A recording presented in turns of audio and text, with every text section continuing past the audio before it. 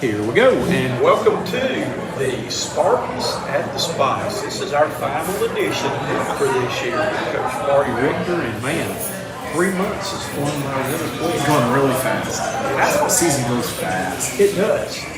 But we're at my favorite time of the year, March Madness. There's not a season that I love more than March Madness. You know what? It is. Other sports you play.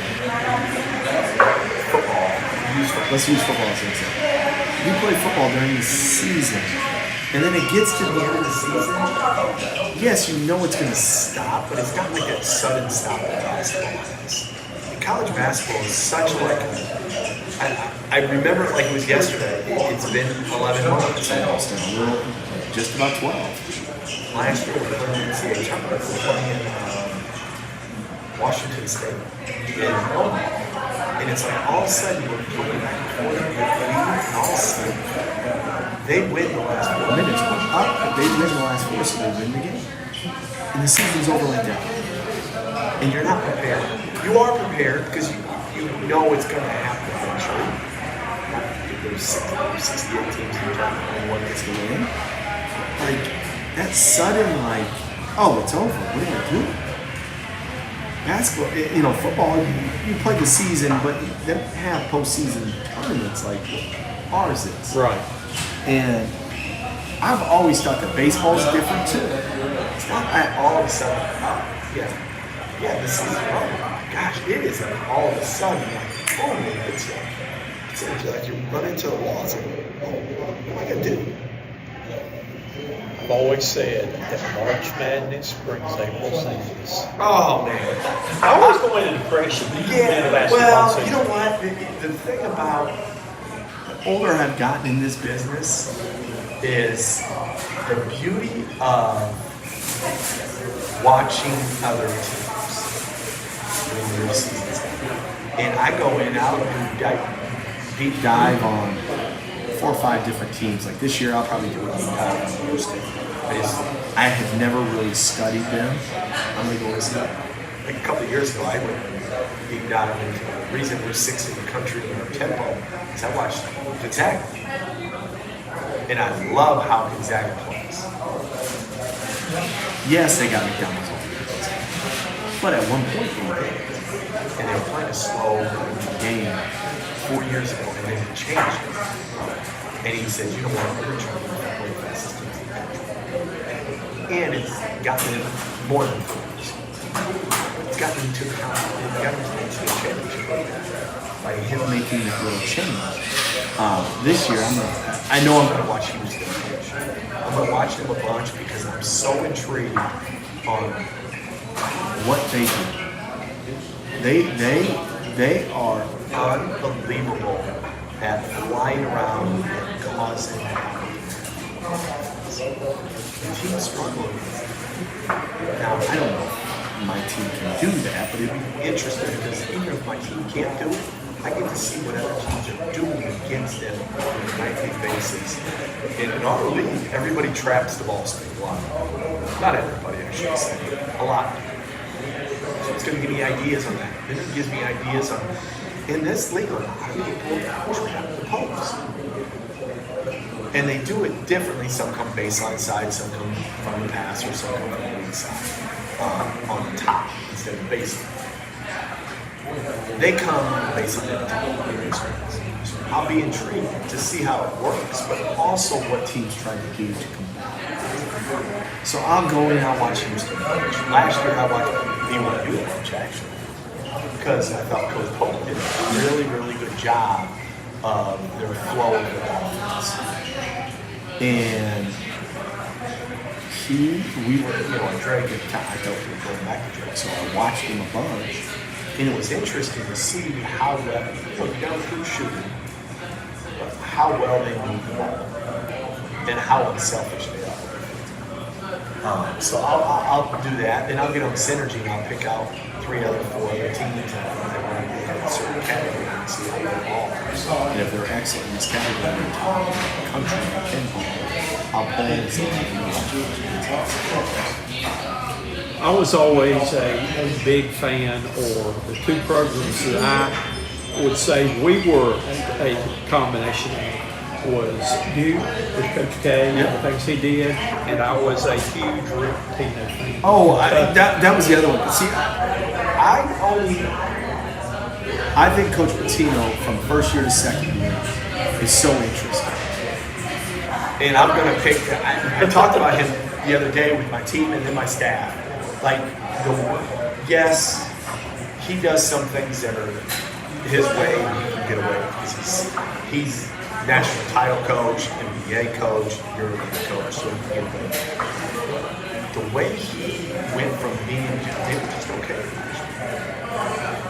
Maybe they were okay, but they were at the bottom of the Big East. They won the Big East for the first time in 40 years. They can win a national title, and they shoot 29% from three as a team.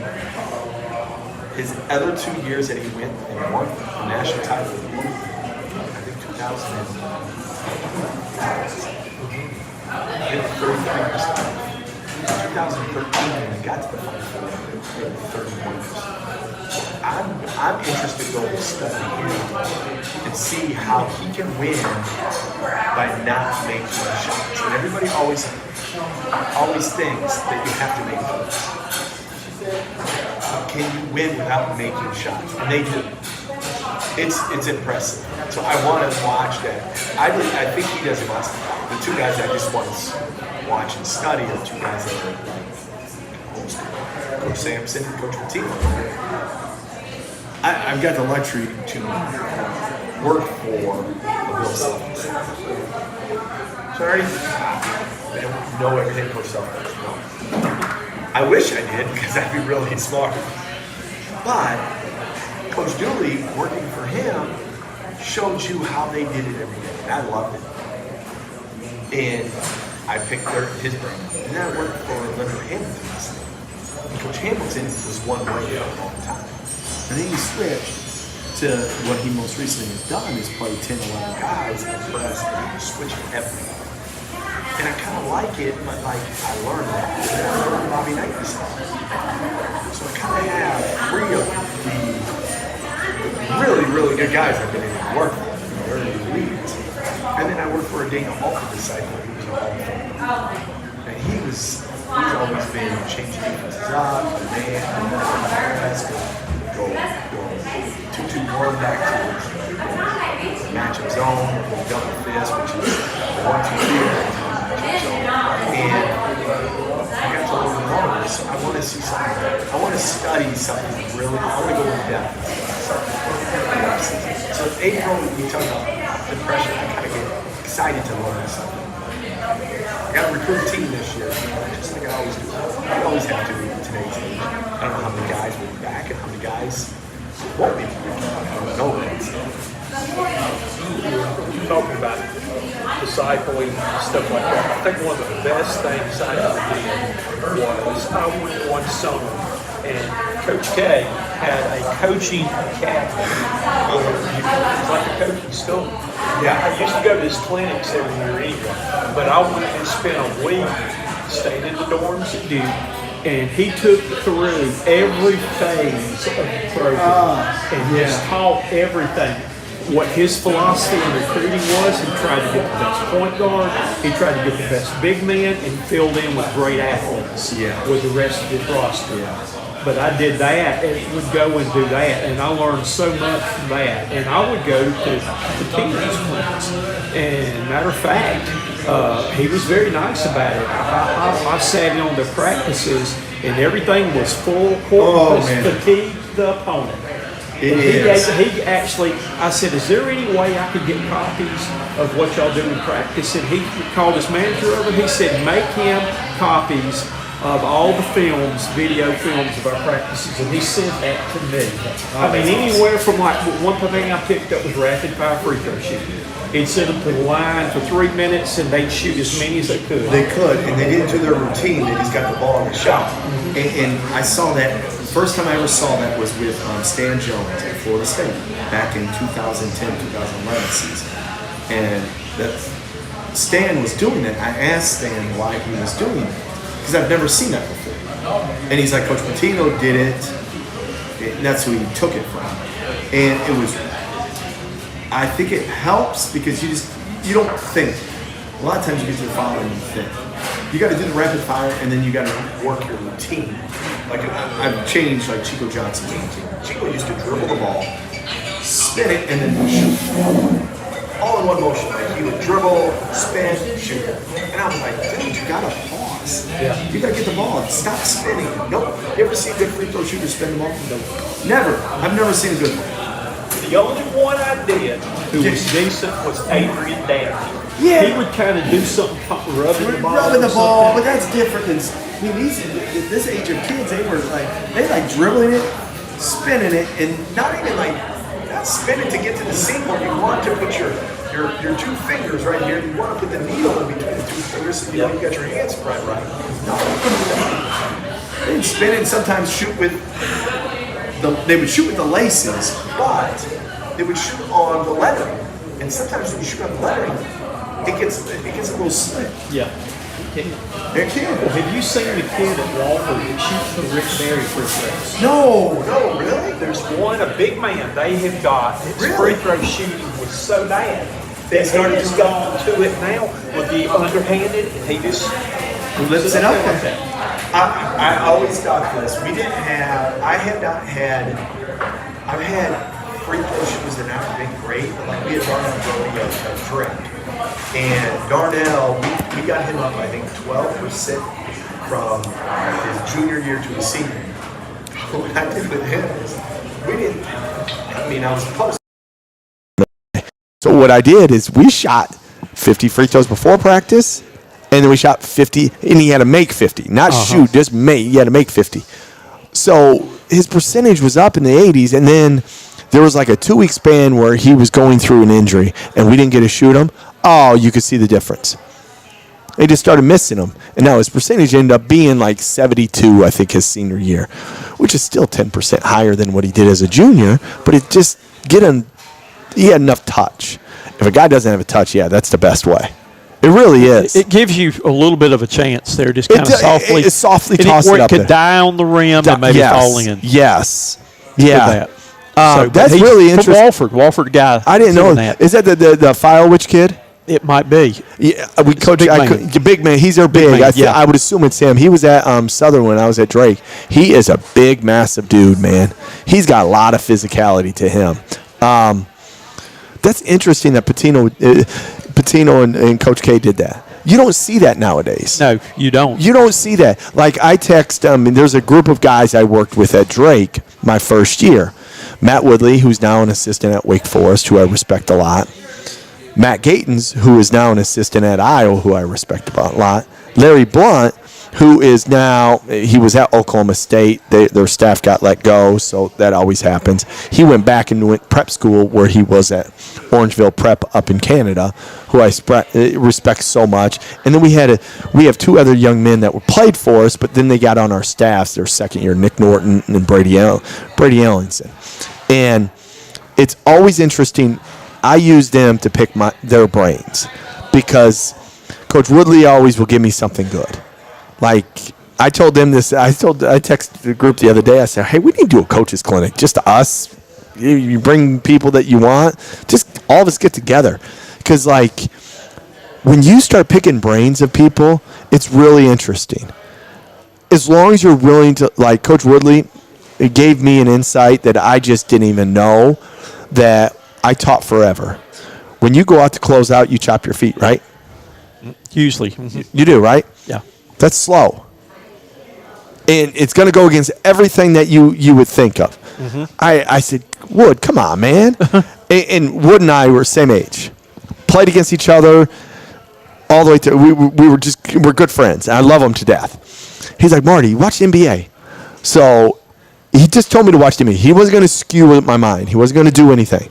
Just watch the NBA one night. And we got the job in April. So I'm like, all right, let me just see what Wood's talking about. Let me just watch. So I watched one game. I watched the second game. I'm like, oh, I see what he's saying. I don't text him. I just wait until the next day we get in the office because we already compiled our team and we're just us assistants are sitting around the office talking about different things. I'm like, I see what you're talking about. Well, don't chop your feet. Just run and stop. The best players in the world, that's what they do. They run as fast as they can. They sit down and they stick the ball. They don't chop their feet. I'm like, that makes so much sense. So that's what we've been trying to do, teach them here. And my team had no idea. They just thought, they chop their feet. I'm like, no, stop. Mm-hmm. It slows you down. And they're like, well, I'm like, no, you just run, and you know if he's a shooter or he's a non-shooter. So you run to him, and you get to a stick. And you sit down. And then you can go side to side. I said, the best athletes do it, guys. And I told the team this the other day. I said, guys, this isn't my idea. I said, I steal all the time. Some of them it is my ideas, but I stole this one. I said, guys, you're going to run as fast as you can to that shooter and stick them without chopping your feet. If you chop your feet, it slows you down, and now you're going to stop short on your closeout. When you stop short, he can shoot it in, and now you're at his mercy. I said, a smarter guy than me taught me this. Coach Woodley did. And I said that. I said, he was in the NBA. I said, guys, he took it from the NBA and gave me that. I said, now what I'm going to teach you next year is I'm going to run as fast as I can, stride stop, stick the ball, and swipe while I stick the ball. And they kind of looked at me. I said, I didn't teach you guys that this year because I think you would foul too much because I was trying to teach you everything. But next year I'm going to teach you that because Kawhi Leonard did it, and a guy smarter than me studied him named Dusty May, who's now the head coach at Michigan. He gave me that like 5-6 years ago. We were talking, in the off season like this. I'm like, hey, who'd you study this year? So like last year I studied Jaden McDaniels, who's one of the best defenders in the NBA for the Minnesota Timberwolves. And I watched him, and he did the same thing Kawhi Leonard did. He'll stick the ball and swipe at it. And when you stick and you swipe, the guy like moves the ball around, or you sometimes get the ball. And I'm like, I'm going to teach you guys that next year. And that's what I do in the off season. I'm a nerd. I'm a basketball nerd, if you haven't figured that out. Well, I'm a retired coach that still looks to learn stuff all the time. The Kawhi Leonard one was like mind-boggling to me because like when Dusty said that to me, and we're sitting there talking, and Dusty was an assistant at the time. This might have been more than I was in a shoot. I can't remember if I was the head coach at FSW or I was. You know what it was? I was at Drake as an assistant. He was the head coach at FAU his first or second year, and we got talking about sticks and all that. And that's when I told him what we were doing with ours, and he gave me that one as he's like, hey, you need to watch Kawhi and what Kawhi used to do. And I'm like, oh, I like that. And he's like, yeah, I started teaching it at Florida when I was an assistant before I went to FAU. And I'm like, oh, that's a really good one. It's a really good one. It's a little thing, but it goes a long ways when you have good defenders and they work at it and they take that habit and they build on it. Do you teach this way? And this was something, like I said, I used to go. I mean, I went to all the Nike things with Gary Williams, himself, all the big clinics and all, and picked up stuff. Do you teach them to swipe down or pop up? When they get to the ball. I think you swipe down. When the guys get ready to shoot, you stick and swipe down. You don't stick and swipe up. I mean, when he's holding the ball, do you try to pop it up? When he's holding it and it's different, yes, you try to pick it out that way with your hands up and because under. Officials have said if you come this way, they're going to call the foul. Yes. But I used to love and teach that would they have them swipe up that way, and when they hit the ball, they'll knock it up and hit the guy in the face. It pops up that way. Yes. Yeah. When they after it. Like I teach this swipe. Like we're talking two different languages on the initial deal. Mm-hmm. Like you're talking after I already got stick, I'm back, and now I'm just standing there. In your stance. I'm now picking this way. Mm-hmm. But when I'm coming out, I'm sticking, I'm swiping, and then I'm backing, and then if he keeps it, I'm using my hands, as you can see on film. I'm popping up like that. Mm-hmm. And kids don't like. It's a little thing, but it goes a long ways if they do it correctly. You can steal 2 possessions a game, 31 games, 62 possessions on the year. That's it. That's all you're trying to steal. And you're also cutting your fouls down. You're cutting your fouls down. Yes. Now, I can cut my fouls down as a team if I get a shot blocker next year.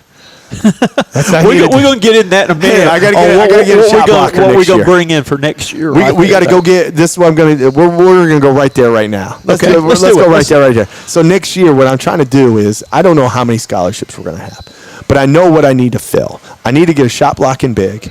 I need to get another guard that can help lead, be a leader that can pass without a playmaker, and get one more guard that can make a play.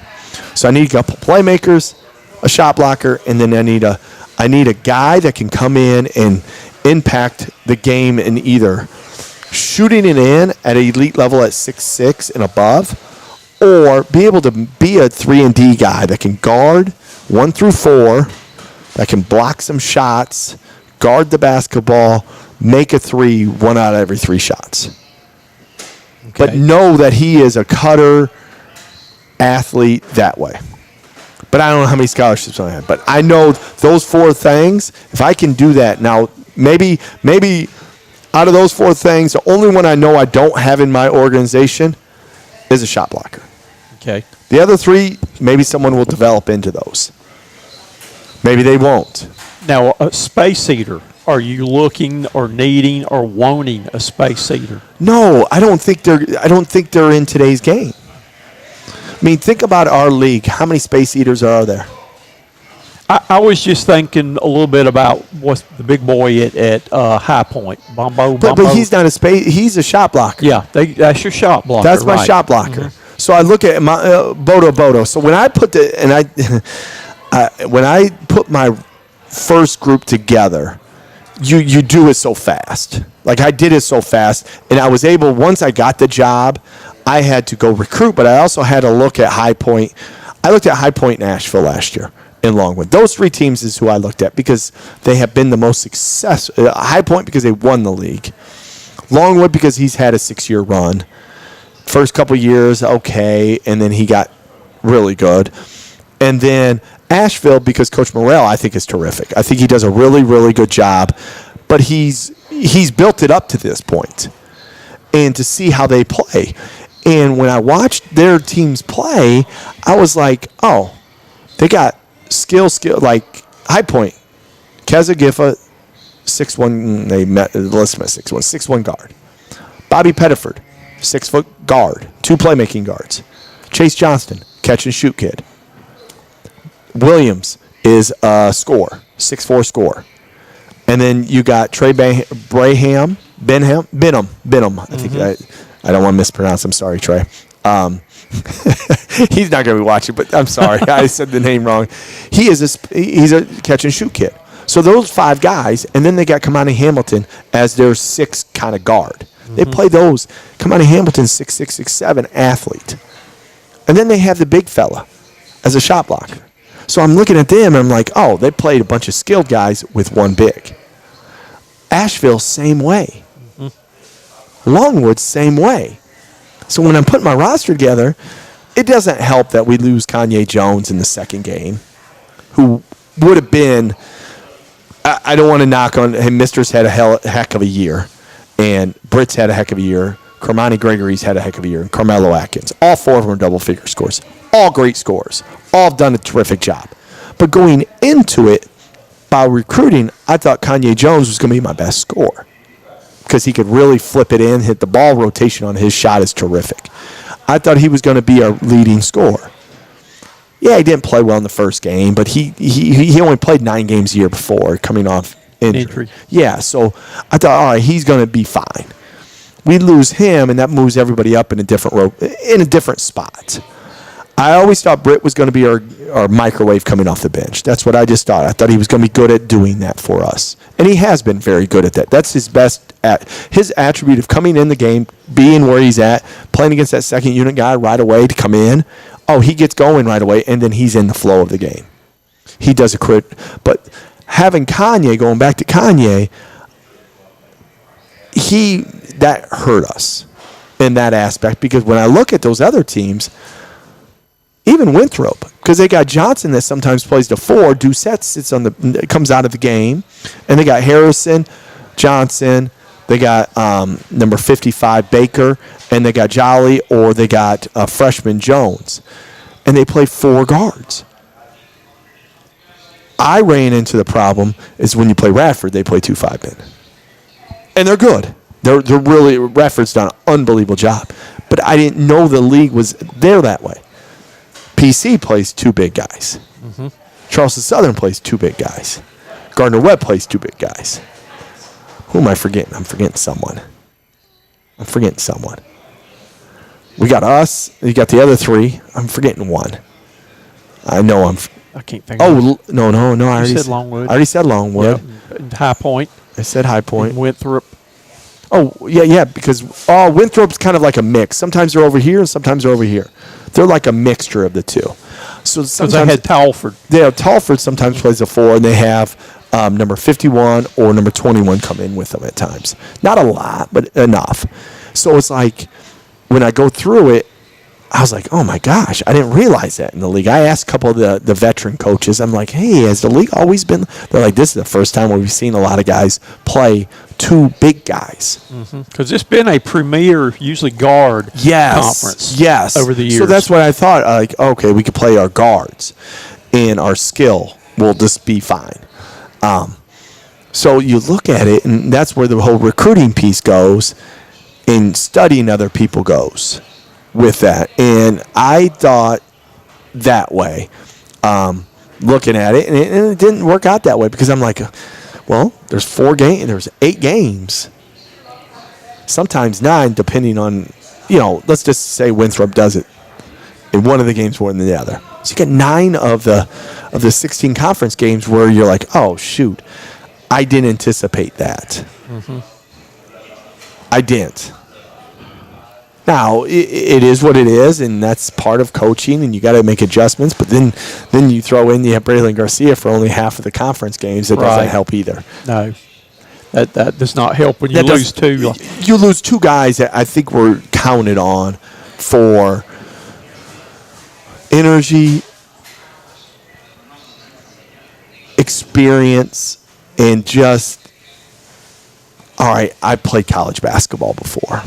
Now, Jones was the only senior on the roster. Only will he senior. Redshirt, Yes. or will he come back? He had the opportunity. He has the opportunity. He has the opportunity to come back. Right. Okay. So you hope he does, because he's a good kid. Like, he's getting further and I mean, he's not cleared at all from his ACL, but he can do spot shooting now. He can do some basketball activities, which is good. I'll tell you the kid that surprised me, that's kind of a X factor with High Point, was the kid, I called him Jackie Moon. From the movie with the headband and the mustache, he reminded me of the movie with Jackie Moon. He does a little bit. He's a good player. Yes, he was surprised me on that because I was laughing when he came in the game. Because he you know what he does? Like, to talk about High Point, they do a really good job. Coach Huss has done an unbelievable job in 2 years. Won 2 championships. So now you look at him, you say, hey, how can we beat the champion? He changes how they play in a good way, because now when he comes in the game, if he's in with Hamilton, they have 5 shooters. Hamilton's not an elite shooter. He's a 36%er, but they've got 5 guys that can throw it in. If Hamilton goes out and they put number 11 in or number 3 in, they've got 5 guys that you're like, oh my gosh, that could all get on a heater, that could hit 3-4 threes in a row. And now the driving lines, like that kid, I can't remember, number 10. When he shot fakes, he does the old school shot fake, which is really good. Ball goes up, buck goes down, and you believe he's shooting it, and then he drives by you. Well, he did from that old movie. He reminded me of Jackie Moon. He does. I wonder if he has the personality Jackie Moon has. If he does, man, they got a heck of a steal. Just as a player, but 2 as a person. That's got to be fun to be around. Well, he looked just like him. He looked just like him there, though. But I say, you're talking about learning things. One of the best things I did was, well, first of all, Pete Strickland was a good friend of mine. Pete was the former coach at Coastal Carolina. Okay. He was also at DeMatha there, and then when Pete left there, Pete and I used to sit every day. I went to his camp every year with my team, and we sat there with the salt and pepper shakers, and we did plays. Yep. And I'd tell him a play, and he'd get a napkin out of the thing right there and write it down. He actually took my out of bounds series under the basket with him and put it in when he went with Monty with Sidney Lowe to NC State. Oh, did he really? And did that though. But one of the best things he did was he got me in touch and involved where during the summers I used to go work Morgan Wooten's camp up in Frostburg, Maryland. Yeah. And got hooked up. Mike Bray was a good friend. Yeah. Because Mike was up there working. Because Mike and Pete were the two assistants with Morgan at DeMatha, though. But I learned some great basketball from them going up there. Oh, man. People don't realize how good basketball is in that D.C. area. Mm-hmm. That area. Now, Morgan's son is the head coach at... Was it O'Connell? Yes. Mm-hmm. Yes. Yep. I met him. It's funny because Coach Dockage and Coach Wooten were close. And I got to meet his son because of that. And his son had good players, and we recruited him when we were at Bowling Green. But that area of the country is unbelievable skill, IQ, and feel. And toughness. You throw in toughness as your fourth. All four of the attributes to help your team win, they do at an elite level. Well, his camp, it was inside, outside goals, everything. People flew in from California, and he filled that thing up. Really?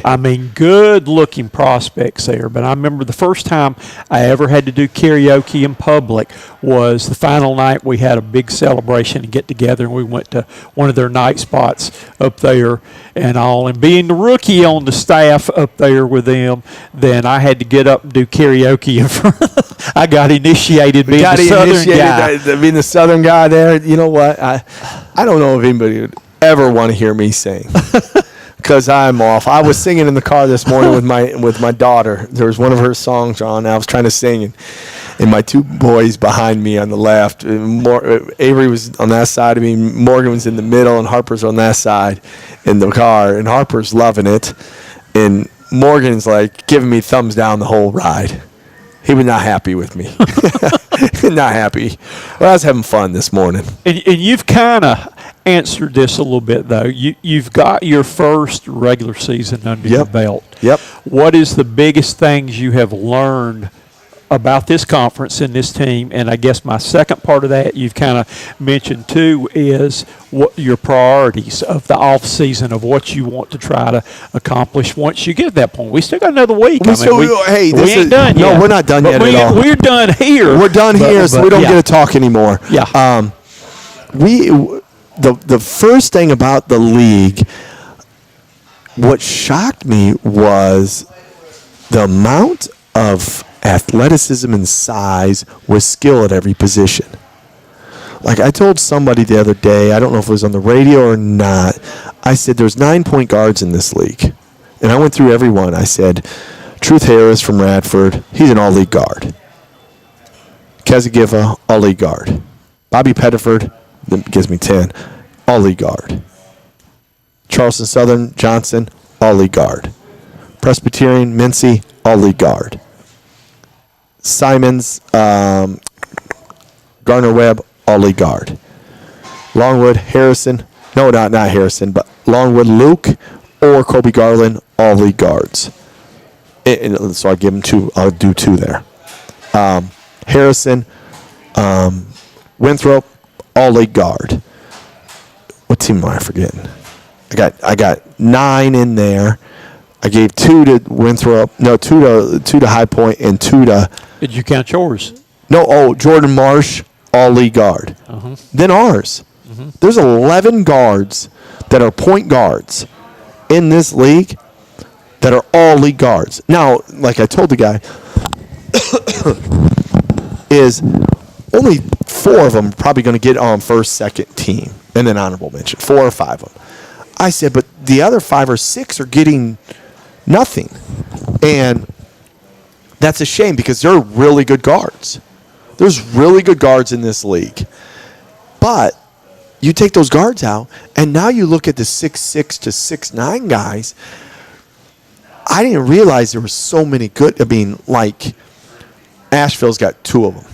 Gant and Solomon are terrific. Winthrop's got 2 of them. Doucette and Telford are terrific. High Point's got 2 of them.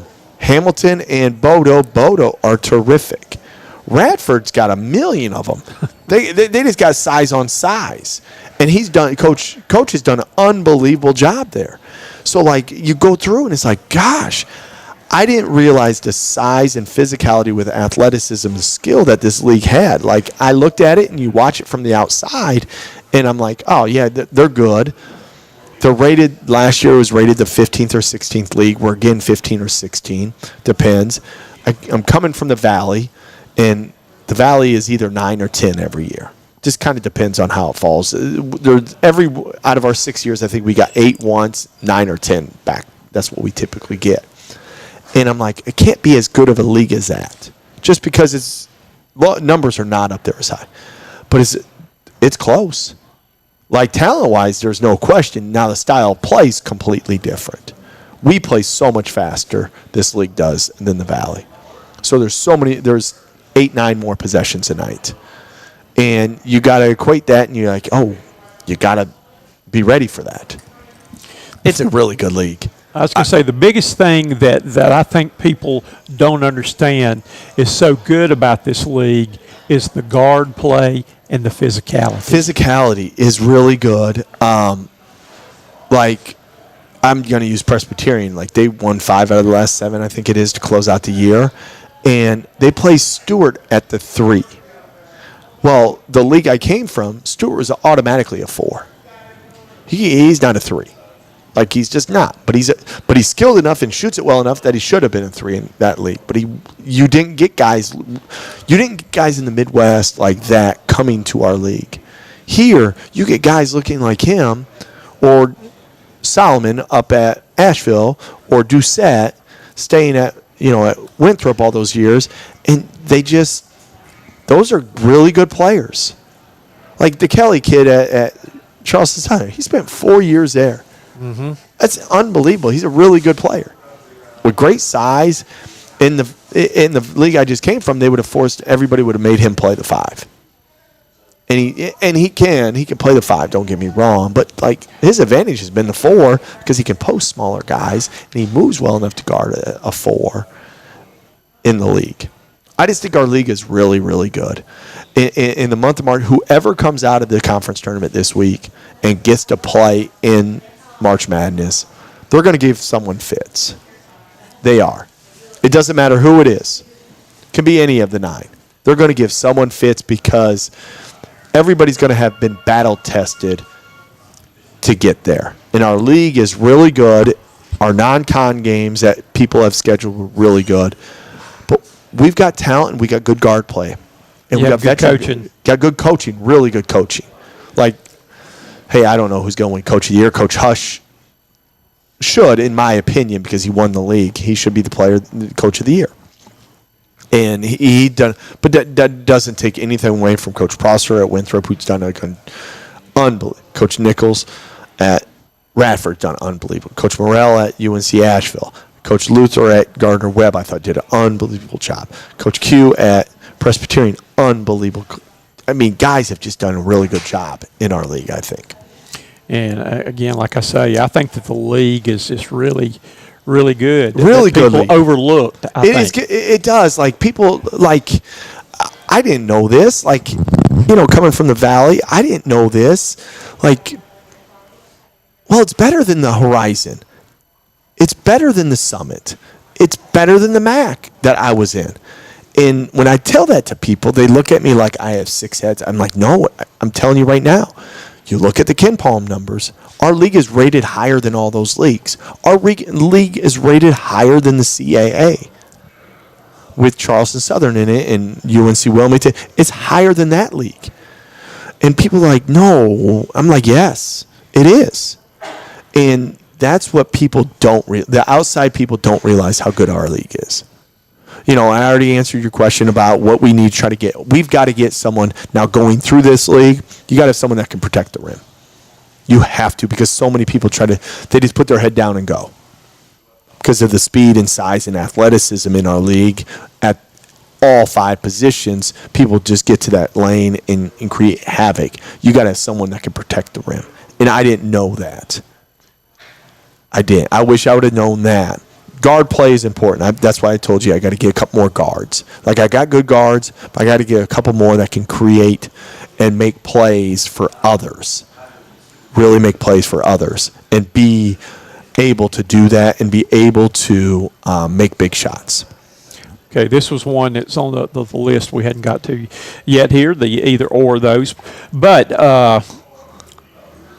you played in both of them in this division. Would you rather be playing in some of these big coliseums, facilities that are half full, or do you like playing in these little gyms that are I love the little gyms. Like, I just, it'd be nice to have a 3,000-seat arena here for Upstate. It would be awesome to have that.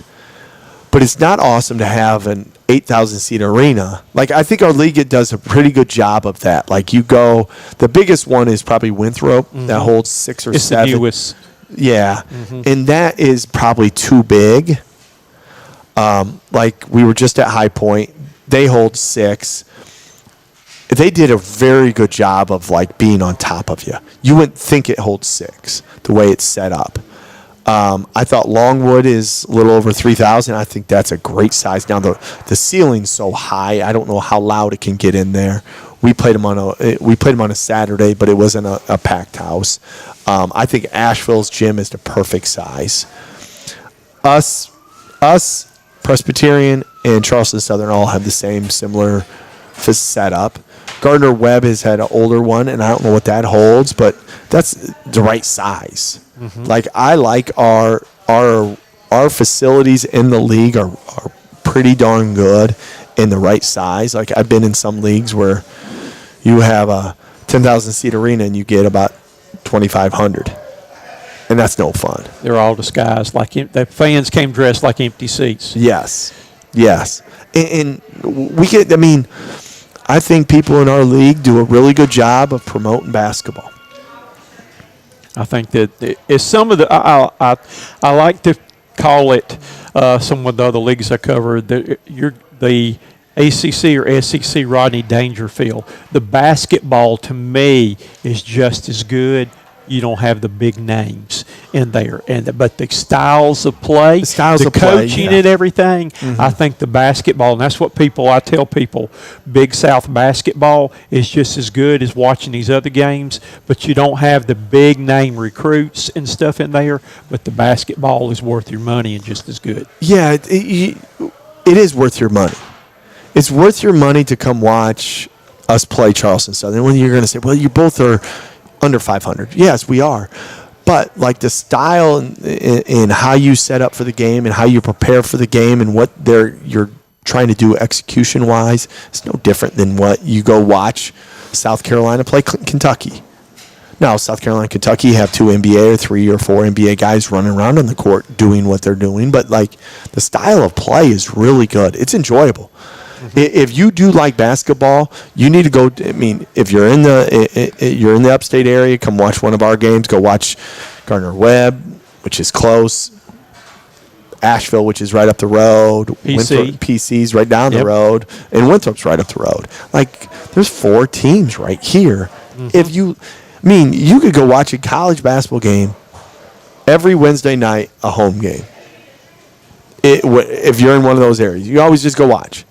And on a Saturday, you do the same thing. There's always one of the 4 of us going to be playing on one of those days. And if you can't get out, watch it on ESPN+. Watch it on ESPN+. It's good stuff. It's great stuff. It's great basketball. Like I said, I'll sit there some nights and I'll watch 7 or 8 games on Plus. And I watched everybody in the conference play on the nights I was not doing games live on TV, that I would go back and watch and keep up with everybody. Yeah. And watch it. And like I said, I saw 7 games one night that it all came down to the final possession of the game. Oh, man. But that's conference basketball. That's what's great. That's what makes conference season so fun.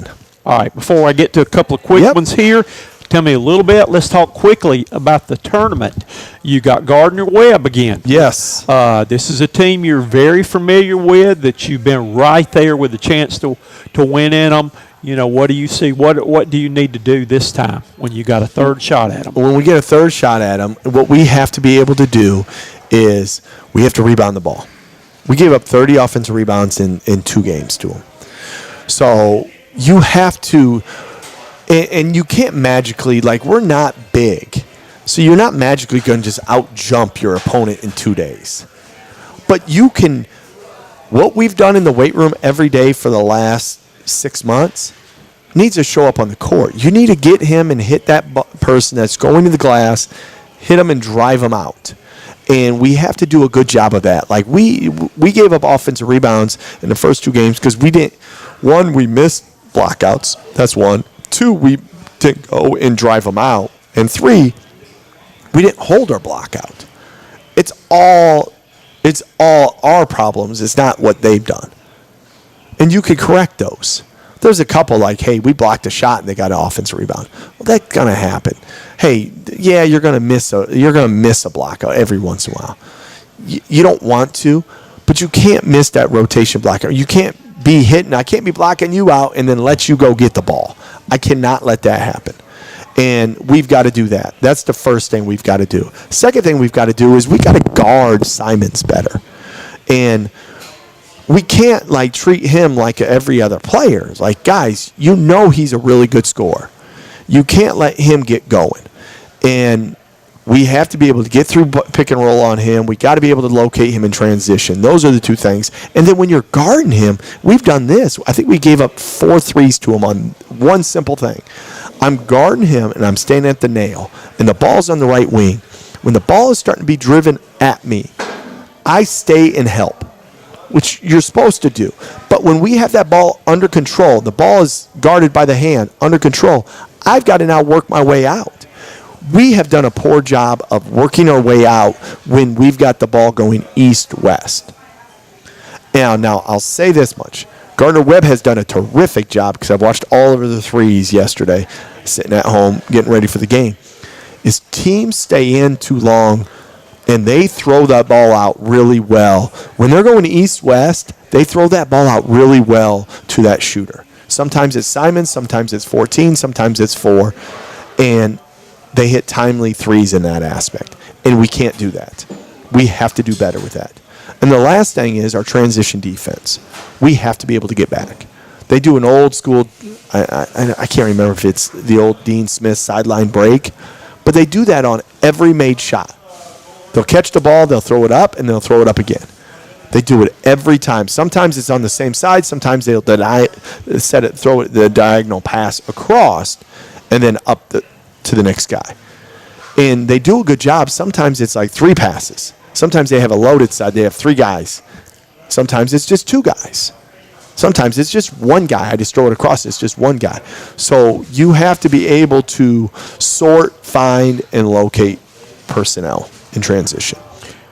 You got to be pleased too that Daniel seems to be stringing some games together for you here towards the end of the year. End of the year for us. Giving you a little bit of that inside, you were saying, with inside presence and knocking down some shots, the pop-out threes. Threes. He's done a really good job of, I think he's passed up on some. And when you're getting guarded by a 5-man just gravitate to the lane. Mm-hmm. I mean, that's their comfort zone. That's their comfort zone. They don't want to come out. They run right to the rim, and then they try to find their guy. Well, what I got Daniel doing, and we've been trying to do this all year, is run to the corner. 5-man has no idea. You'll get picked up by somebody else, and then maybe one of the guards gets picked up by the 5-man, and now they're in rotations before the possession even starts. And if you can do that, if I can grow on that aspect of the game, we're going to be better next year. All righty. Well, let me get you a couple of quickies, and I got to get you out of here. Got to get you something to take to eat with you this time. No. You don't got to do that, sir. You did. You took care of me last week. Well, I'll take care of you again this week. No, you don't need to do that. Well, how was your food last week? Oh, it was terrific. What did you get? I got the chili cheeseburger. I like chili cheeseburgers. Your wife got the fish. Oh, she got the fish. She loved the fish. The other kids don't matter. I enjoyed meeting all of your family and your in-laws. Smart. My in-laws came in. They were awesome. They were here about 10 days. I've had more guests here in Spartanburg, South Carolina than I had in a long time.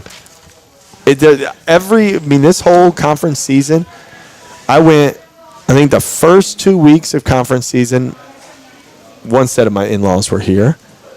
And then my parents came for a month. And then I had another set. So, 10, 12-week conference season, I think I had 10 weeks of it occupied in my house. You got to entertain. Yeah. All right, we're going to either or you real All right, quickly. let's go. Taco or pizza? Oh, tacos. Chinese or Mexican? Mexican. Super Bowl or Final Four? Final Four. Final Four, definitely. But Super Bowl's pretty good. If I had to choose to go to I've one, covered the Super Bowl before. I think I would go to the Super Bowl. I've never been, and I've been to Final Fours. I've been to Final What's Four. your favorite Final Four? I actually was on the floor with Duke as a part of the Duke memory up in Indianapolis when they won the national championship over Wisconsin. I was there. 2015? Yeah. Is that right? That was Grayson Allen. Grayson Allen and all that bunch. Trey Justin Jones, Winslow. And all those. Who was the big guy? Jaleel Okafor? Oh, yeah. And they beat the really good Frank Kaminsky, Sam Decker. Yep, all that crowd. That was a good game. That was I a good was- team. I was there. That was the team that Wisconsin beat Kentucky, who was That was undefeated. Kentucky was undefeated then. Undefeated that In year. the semifinals. That's and right. Duke beat Michigan State in the other bracket. That's exactly. I think Indy. My three favorite Final Fours. I'm sorry, we're getting off here, but Indy, San Antonio.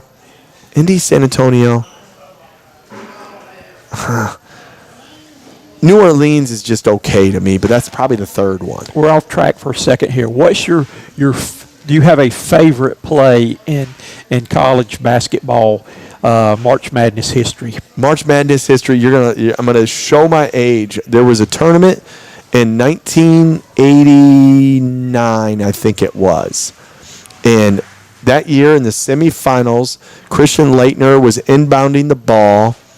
I think it was semis or it was Elite Eight. I can't remember. He inbounded Tate George hit a three-quarter court shot. They threw it Against Clemson. Against They did Clemson. that. Yep. That was Sweet 16 game, right? Yep. Yes. The next night, 2 nights later, Duke played Tate's George, which was UConn, right? Yes. Mm-hmm. He inbounded the ball, threw it back to him, he clutched it and threw it in. Nailed it. Yep. Drilled it. Like 1989, I remember that. My favorite one, I remember that like it was yesterday because then everybody always talks about 1991 when he hits the one. The shot. I remember that. But that was an unbelievable game great. against Kentucky.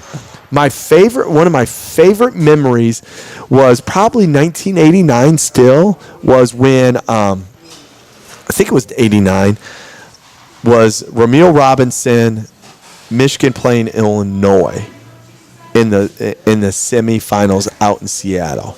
And I 11? No, I was 12 or 13. I just remember that, and I was like, oh, man, Michigan's so good. And they had what's his name? Steve Fisher was the coach. Yep. Glenn Robinson, too. Yeah, it was such a good. I love college basketball. Yep. 1987, Keith Smart hitting the shot. Maybe that was my first awesome memory of the final.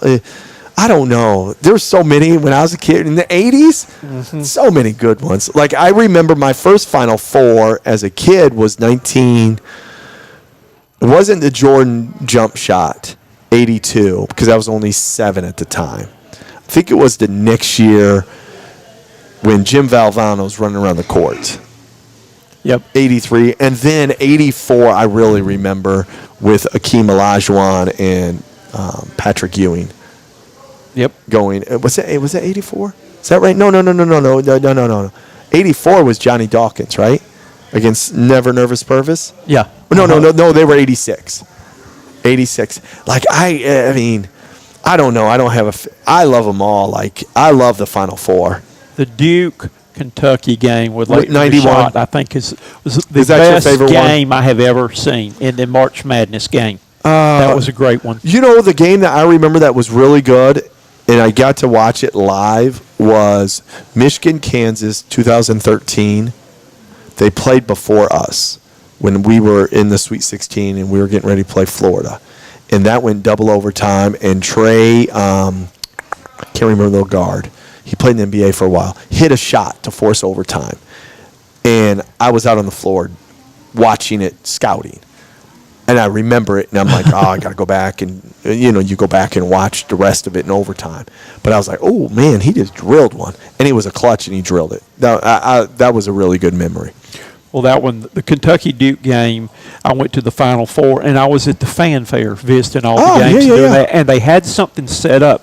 The first thing I ever broadcast was they had a thing where they would show clips, and you would sit down, put the headphones on, and you would call it. And I got to call that. And I got a tape of it, and that led to what I'm doing today. Now. That was my original start, was calling that play and getting that tape done at the fanfare at the Final Four. Everybody always they always talk about, do you put it big on the ball? Don't you put it big on the ball? Like, I don't know. On that one, you just don't know. Like, I mean, he just threw it, and hey, they were smashing him, one in front, one behind, and he just caught it. And it was calm enough to know he had 1.5. Yeah, he did turn. The fake. He did a little fake and shot it in, a little hitch and shot it in, man. That was pretty good. And see, that was the best of both worlds, because that's the two teams that I had studied. Kentucky with back then with Pitino and all that crowd right there. But that was one of the great ones there. Well, I have gone to my limit right now. You're at it. You got any more questions? Last ones. Last ones here. Let me get them in here real quick. Here, beach or mountains? Beach. MVP or Coach's Award? Coach's Award. I think that's the most, to me, that one means the most. Yes, it does. Is the Coach's Award. And I used to do something, and I don't know, I may have told this or not, but I had all my kids had to sign a basketball at the beginning of the year. It's called our team ball, and this was my wife's brilliant idea. Yeah. Team stands for total commitment, effort, attitude, mental toughness. Oh, that's a good one. And they all had to get up before the season started. I had a glass case we put the ball in, stayed in our locker room. They had to get up and tell what their commitment to the team was. And then at the end of the season, the player that demonstrated most total commitment, effort, attitude, and mental toughness got the team ball at the that's a really good idea. I like that idea. So that was kind of the thing we had to do there. So let me look and see if I've got anything. I think I've gotten a lot of these on you already here.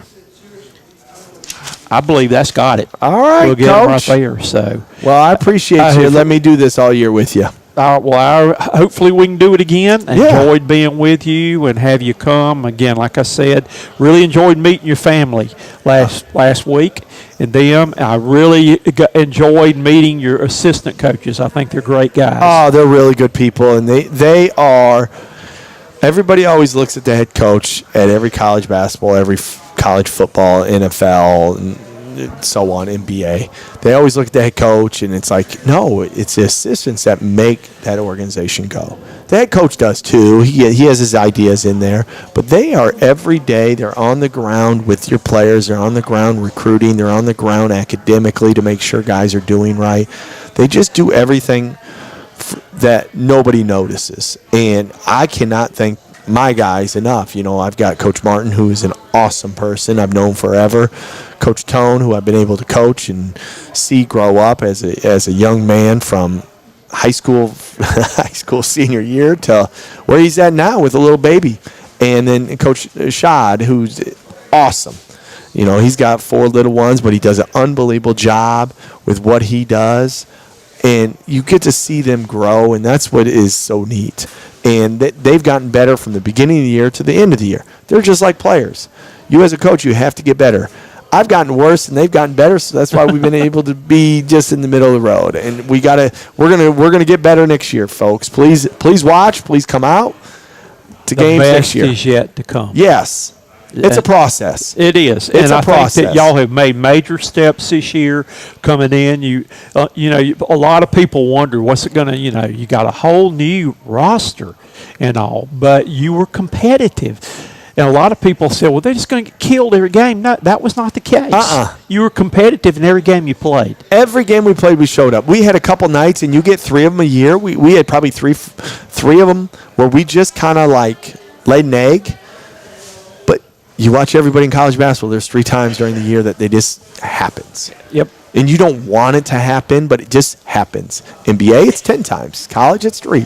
Well, I watched Calipari's team score 14 against South Carolina, made 3 baskets the whole first half. Yeah, and it just happens. Yeah. They're just college kids, so it's going to happen. Well, I gave you your first win plaque. Oh, this goes next to it in your office right I'm going to put this in my office. You were a table topper. Table topper. This is it's actually not a bad picture of me. I don't take pictures Don't say I never gave you anything. Hey, don't take a picture of me when I have to take a picture. I'm awful. When you just kind of take a picture of me, I'm so much better. The pictures they always got of me is when I was screaming in the middle of something. This is a good there. one. Yeah, it is a good actually one. did a good job. Whoever did that did a really good job.